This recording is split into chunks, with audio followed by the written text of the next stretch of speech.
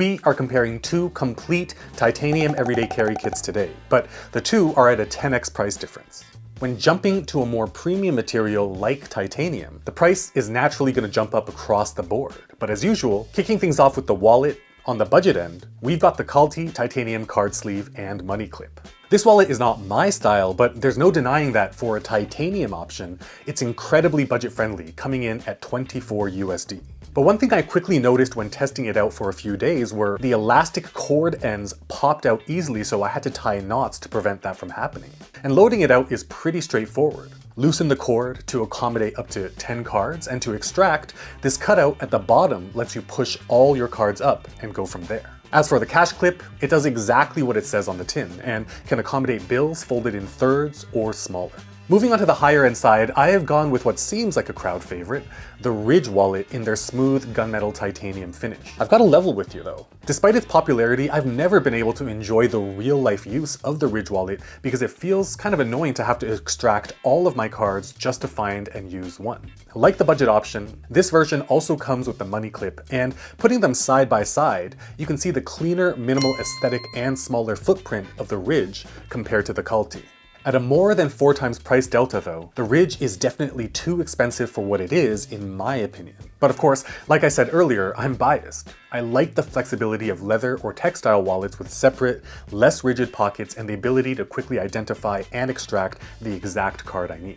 Moving on to the EDC pocket knives, on the budget end, I look for the absolute lowest priced option that I could find since cheap and titanium aren't usually found in the same sentence. I've gone with this Boker Titan Drop 2 with an MSRP of $80 US, but as you can see, it is a baby. Coming in with a blade length of just 2 3/8 inches and an overall length of 5.5 inches. It's not flashy, it requires two-handed operation for both opening without a thumb stud and closing with this back lock. But the titanium finish is fantastic at this price point, and the use of 440C steel, definitely a mid-range steel, but still one with good edge retention, makes this a solid choice for occasional blade users or as a compact backup. If you need a larger option, you might consider the Boker Plus TI Urban Trapper.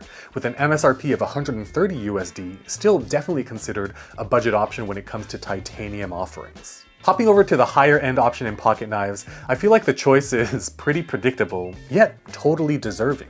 And we gotta go with the Chris Reeve Sebenza 31. The lore, history, sheer quality, and manufacturing tolerances make the Sebenza one of the rarer knives where the vast majority of EDC folks share a positive outlook. But for this particular one, as someone who prefers Tonto blades in general, I've deviated from the classic drop point and opted with this guy, and instead of the OG blue thumb stud, opted for this silver one. The titanium itself is glass blasted for this gorgeous smooth finish, and the blade is rocking S35VN steel. But with their website showing a 4-year waitlist for direct orders, you'll definitely want to find an AD near you for anything sooner.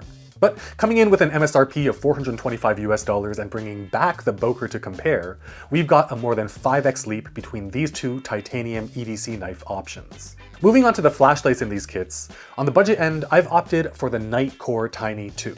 A no-nonsense yet robust keychain torch that cycles through 1 lumen, to 15, to 65, to 200, with a turbo mode at a whopping 500 lumens coming out of such a small package. With modernized USB Type-C charging, a status screen that lets you know exactly how much longer you have at each brightness based on your current battery's remaining charge, you really can't go wrong at $45 US for this titanium shelled keyring torch. Navigating to the expensive end, we've got this titanium torch by Rovivon called the E4, with its most unique feature being the hybrid power supply. We've got USB Type-C charging for the lithium polymer battery here, but as an emergency backup, the head unlatches and pivots out to reveal a AAA battery slot. On the lithium battery, we can cycle through moonlight, low, medium, and high with a max output of 700 lumens. Of course, if you swap to the AAA power source, you're not going to get the same max output that the lithium side will provide, but can still yank about 150 lumens max from that AAA battery.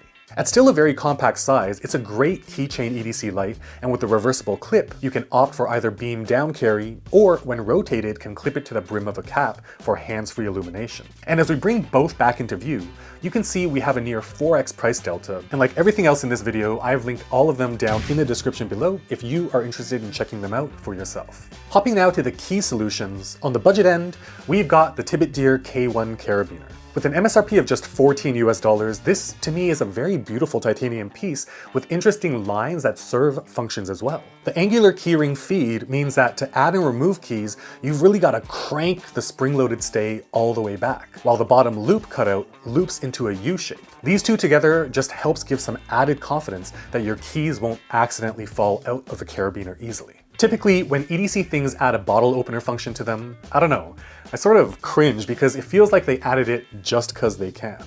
But in the case of this piece, I actually think that this cutout makes the entire piece look better than, say, had they just kept this entire section filled in with titanium. As we slide on over to the higher priced Key Solution, I have opted for this titanium KeySmart rugged kit. KeySmarts are cool. They basically turn your keys into a Swiss Army knife of sorts, with fantastic customization options, whether it's just this extra loop to attach, say, your car keys to, this removable clip, a bottle opener, and other accessories. The options are there, but the main benefit of solutions like the KeySmart is that they eliminate key jingling and just offer up a nice neat package in pocket. But bringing the Tibet DRK1 back into view and sticking to MSRPs, we can see there's a more than 5 times leap in price. Let's hop over to, as usual, by far the most expensive components of these complete kits: the wristwatches. But for starters, on the lower priced end, I've opted to go with the Casio Oceanis OCW S100 1AJF. I've chosen this because it's truly an incredible timepiece, especially when it comes to the whole point of this video, the titanium case. It's got a 41.5mm case, a tough quartz movement with the incredible shock resistance rivaling their G-Shock lines. And just look at this badass time setting for travelers. Yank the crown, twist until the second hand points to the destination time zone you're headed to, and then whoop, that smooth shift is so satisfying. The polishing speaks for itself, and in fact has been rumored to be executed by hand by the master Zaratsu polishing team at Grand Seiko. This piece, unfortunately, is a JDM, or Japanese Domestic Market wristwatch. So for everyone else in the world, we are paying an import premium, with the average retail price I see hovering around 450 US dollars. And as we migrate over to the expensive watch, we have no choice. We have to go with those very Zaratsu polishing masters at Grand Seiko we just mentioned, with the SBGA 211, dubbed the Snowflake because of the gorgeous white textured dial emulating the look of freshly fallen snow. As gorgeous as the Casio's titanium execution is, the Grand Seiko Snowflake takes it up a few notches. The applied indices, date window, and hands are also meticulously polished by hand, and the way that light dances across them at various angles really demonstrates the difference that their process and patience makes. This is the first time, by the way, in this series of videos where I am showing something that does not personally belong to me, so I'm actually terrified right now. And before I pack it away and return it to my friend, I gotta share the marvel of Seiko's spring drive visually. Bringing the quartz Casio back in, you can see the strict marching of that seconds hand, one segment at a time. But the spring drive? Holy crap. It's the most beautiful representation of how we experience the passing of time in our lives. It just flows. But zooming back out and showing the prices, we can see that there is a more than 12 times price difference between the two. But I promised a true budget alternative. This super affordable option is not titanium, but does look the part and is most certainly very lightweight. And it's the Casio A168W. It's got that super vintage 80s nostalgic look and ultimately offers everything you could ever need in a wristwatch. Accurate timekeeping, an alarm, stopwatch, and shoot. At a 25 US dollar MSRP, it's truly budget friendly. Next up, pens. And on the budget end, this one's funny. I mean, I just searched for the absolute cheapest possible titanium pen that I could find, and it's this 15 US dollar mini bolt action by Van Ice. Definitely not suitable for long writing sessions, but if you just need a pen very seldomly for things like a random signature or maybe to fill out a customs form at the airport, honestly, this might actually be the right option for you. I mean, it works. Even the bolt action isn't terrible for what it is, with a tiny bit of satisfying resistance. On the higher end, we're staying with bolt action, and I gotta go with the pen that I've been using exclusively lately at the workshop. The Tactile Turn titanium bolt action in their standard size.